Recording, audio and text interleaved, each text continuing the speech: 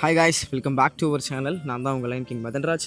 So இன்றைக்கி வந்து நான் எங்கே இருக்கேன், ஏன் ப்ரோ என்ன இப்படி நிற்கிறீங்க அப்படின்னு சொல்லிட்டு நீங்கள் எல்லாருமே யோசிக்கலாம். ஒரு பயங்கரமான ஒரு சுச்சுவேஷன், ஒரு ஒரு ஒரு நாயை விட கேவலமான ஒரு சுச்சுவேஷனில் இன்றைக்கி நாங்கள் எல்லாருமே, நான் மட்டும் இல்லை, என்னை சார்ந்த ஒரு 37 பேர் நாங்கள் இருக்கோம். உங்கள் மதனை வந்து சிரித்து தான் பார்த்துருக்கீங்க, லவ் கண்டென்ட் தான் பார்த்துருக்கீங்க.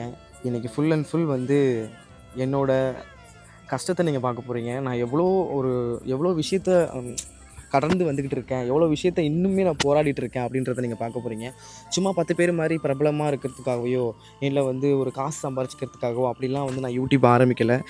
என்னோட மக்களான எல்லாருக்குமே வந்து ஒரு மோட்டிவேஷனாக இருக்கணும். என்னோடய மக்கள் வந்து வெளியில் வரணும். திருநம்பிகள் எவ்வளோ பேர் இன்னும் வெளியில் வராமல் இருக்காங்க, அவங்களாம் வெளியில் வரணும், போல்டாக இருக்கணும். அதே நேரத்தில் என்னோடய திறமையை வெளில காட்டணும் அப்படின்னு சொல்லிட்டு தான் நான் இது வரைக்குமே இந்த வீடியோ எல்லாமே பண்ணிகிட்டு இருக்கேன். ஸோ இன்றைக்கி வந்து இந்த விஷயத்தை நான் முக்கியமாக வந்து உங்களுக்கு காட்ட போகிறதுக்கான காரணம் என்னென்னா, இது என்னை மட்டும் சார்ந்ததில்லை, என்னோடய குடும்பம் மொத்தமே இன்றைக்கி வந்து நாங்கள் ஒரு அனாதையாக நிற்கிறோம், ஒரு நிராயுதபாணியாக நிற்கிறோம்.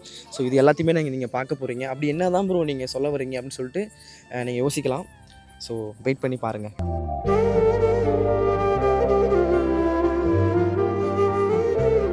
முடிஞ்ச உதவி மட்டும் பண்ணுங்க. வந்து காட்டுக்குள்ள அனாதி மாதிரி இருக்கும், எங்க பெத்த புள்ள மாதிரி நினைச்சு, எங்க கூட பிறந்த அக்கா தங்கச்சி மாதிரி நினைச்சு, நாங்களும் ஒரு பிறப்பை நினைச்சு உங்களால முடிஞ்ச ஒரு உதவி எங்களுக்கு பண்ணுங்க.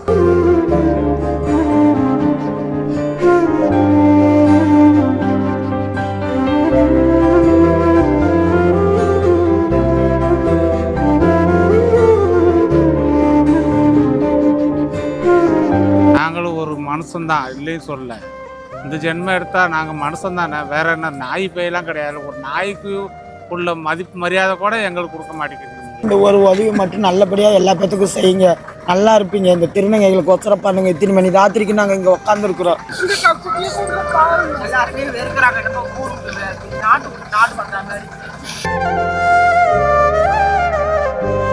பூரா மலைக்காடு. இந்த மலைக்காட்டுல ஒரு பாம்பு கடிச்சா இல்ல, ஒரு பூரான் கடிச்சா இல்ல, ஒரு தேளு கடிச்சா இல்ல, பாதுகாப்புக்கு இந்த 3 பாம்பு பார்த்தோம். நெருப்பு தான் எங்களுக்கு சாட்சி.